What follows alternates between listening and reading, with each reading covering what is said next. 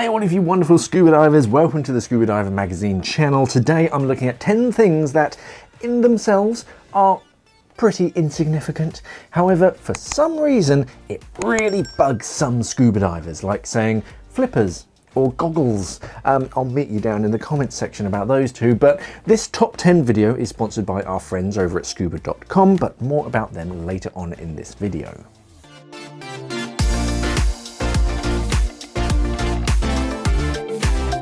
This one is stupid, and I don't know if it only annoys me or whether it annoys other scuba divers in general, but whenever I'm watching a movie, a TV show, or even like an advert, and someone goes to the beach and they put on a mask and a snorkel, and the snorkel is on the right-hand side, now, it might just be the instructor inside of me wanting to correct something that I see as soon as I see it, but it really bugs me when people wear their snorkel on the right-hand side.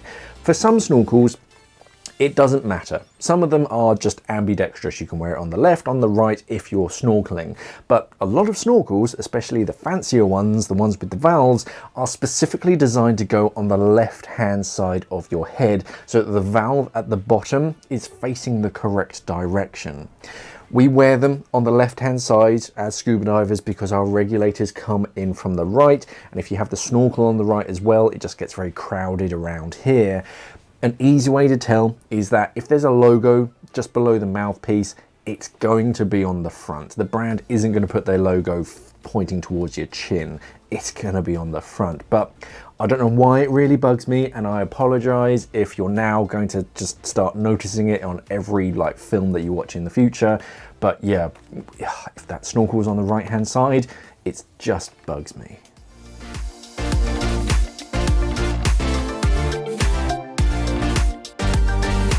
This is another, well, technically one that just annoys a lot of scuba divers, and it's technically a 2-for-1 as well. First of all, it's rare that we bring pure oxygen down with us as scuba divers. Pure oxygen under pressure is just too much for our human bodies, and it's actually toxic in very shallow water, and it's much more toxic the further down we go. So in news reports, you'll often see them talking about how a diver ran out of oxygen, which that statement is technically true, but chances are they were just diving on air. But when they say their oxygen tank ran empty, that really sets off a lot of divers. That and tank is not technically true. While we may call them tanks, these are technically cylinders. Tanks are filled with fluids and they roam around the battlefield blowing things up. Cylinders are filled with gases. Only air cylinder doesn't sound quite as sexy, and it's 3 syllables to say compared to the single syllable of tank. But underneath any news report or comment, anything that calls one of these an oxygen tank, I guarantee you there's going to be a comment underneath from a scuba diver that says, actually, scuba divers don't use oxygen tanks.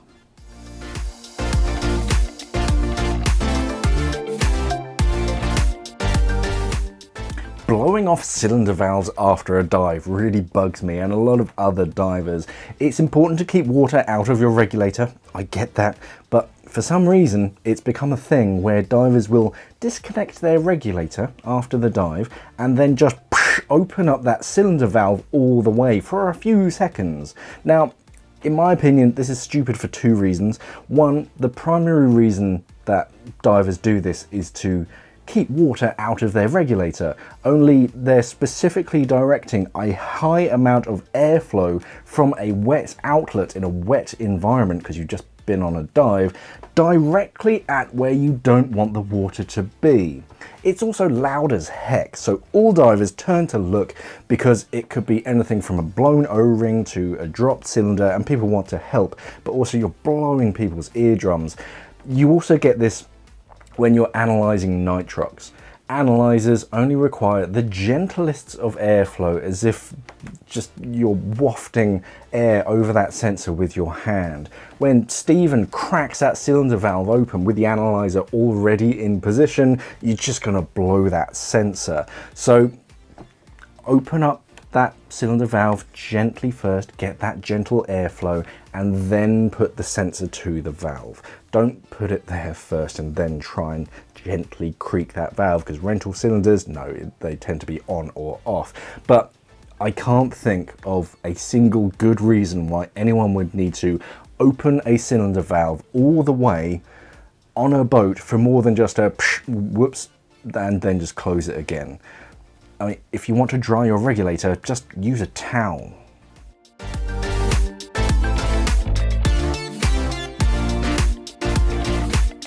Scuba diving, like so many other sports or hobbies, has its own equipment, and once you buy your own kit, you're free to customize it. You can choose for your regulators, the length of hoses, where they route, and some divers will be very passionate about how the way they do it is the right way and any variation is wrong.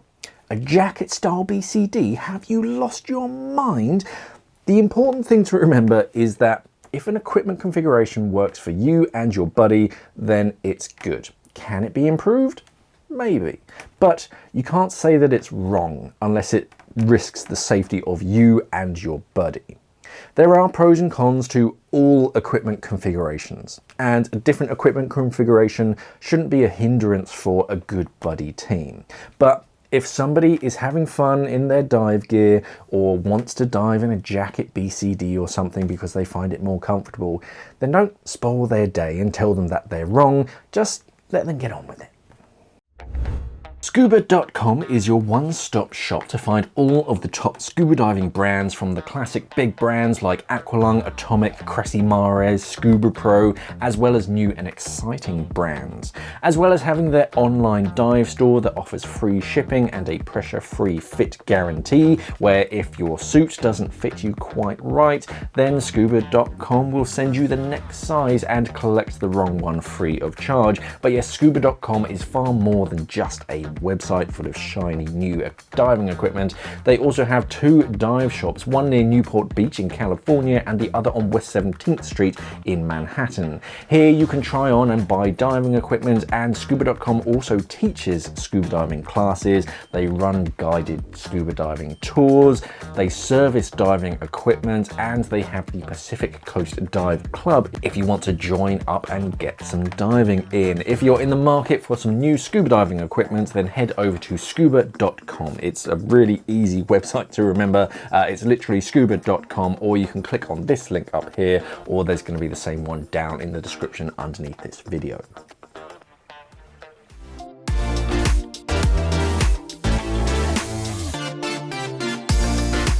They work perfectly fine.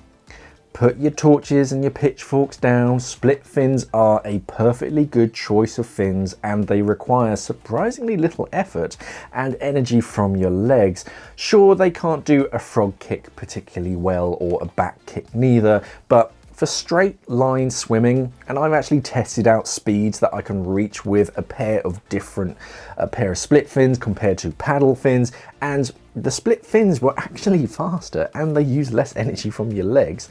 Some divers get so passionate about fin designs, and it really doesn't matter. If you don't want split fins, then fine, don't buy a pair of split fins. But in a comment section, they have to say something about split fins that they've probably never even used. I mean, I know a guy that has been diving all his life. He was diving the old-fashioned brass dive helmets in the Navy, and he's been a commercial diver for a very, very long time, and he still uses a pair of split fins. They do get the job done. They are a perfectly reputable style of fin.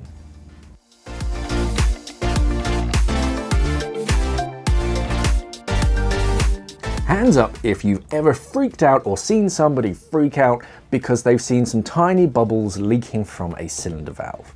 Now, a steady stream of bubbles can be an indicator of a fault, so it should never go completely ignored. But in most cases, it's a rental cylinder that's a bit beaten up, or the O-ring is a little bit ropey and it's just letting a little bit of gas slip through.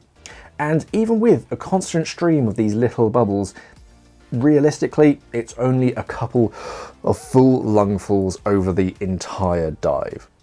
Let the diver know that you can see some bubbles just leaking, and then just let them decide. Another one is bubbles from high pressure hoses or water weeping from a high pressure hose after a dive. If you look closely at your high pressure hose, you'll probably notice lots of little pinholes all the way along its length at regular intervals. The holes are there to prevent ballooning if there is a real leak in the hose, but it's not unusual for air underneath the rubber outer shell to just seep out at the start of the dive, or water that's soaked in through those little pinholes to then weep out when you're setting up for dive number 2. If the bubbles don't stop or they're coming out with any great force, you have a problem with the high pressure hose. If it's just for the first minute or two, you get a few bubbles trickling out, that's perfectly normal. Don't worry too much about that.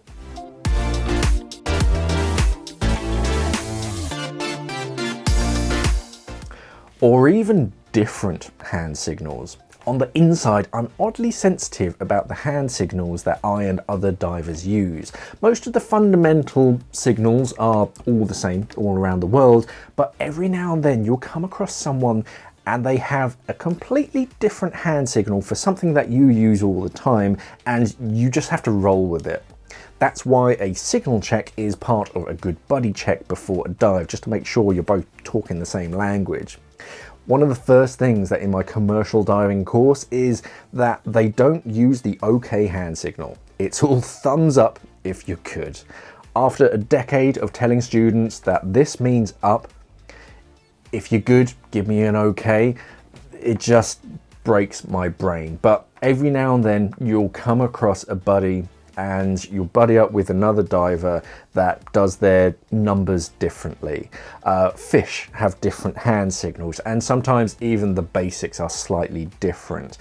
Maybe one day we can have a universal underwater language that only scuba divers can speak, but for now, it's better if you're diving with someone who you've never been diving before, just do a quick run over of the basic hand signals. The OK and thumbs up are fine, but like sending up a buoy and doing a safety stop and things, just run over some of those just to make sure you're using the same hand signals.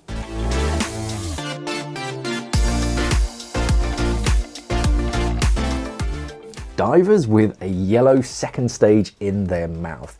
It doesn't really matter which second stage you use. There is a slight difference between a primary and an octo other than the color, but in the grand scheme of things, doesn't really matter if a diver is breathing from their octo, but some divers make it their mission to tell them that they're breathing on their octo.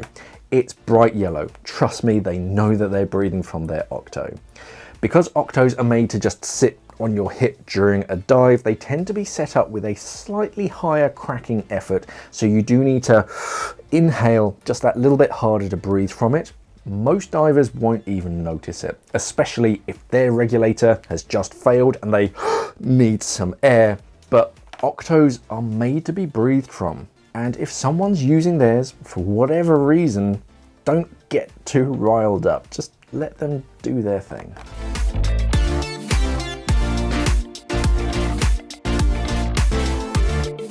A good dive buddy knows the perfect distance to be from their buddy, and whilst being too close can be quite annoying because you're going to get a fin in the face, and too far apart is also annoying because if I run out of air, I want to be able to grab you pretty quick. The most annoying is when the dive plan described heading over here and then heading in this direction, only your buddy decides to go that way.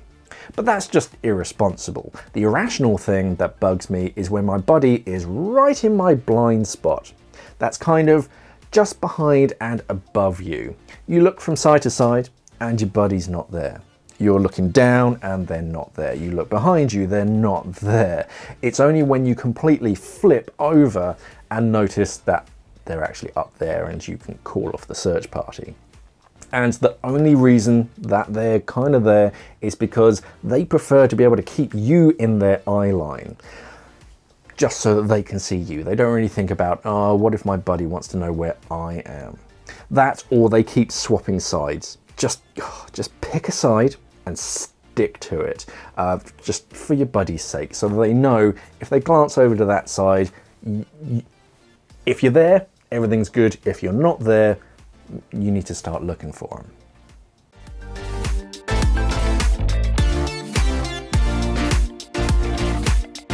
While it is important to invest in your own equipment, we all know that diver that turns up with a bag full of equipment that they don't need for the dive at hand, and they don't know how to use properly even if they did. Extra points if it's all clipped to their harness nice and neatly at the start of the dive, untouched throughout the dive, and then strewn across the deck after the dive.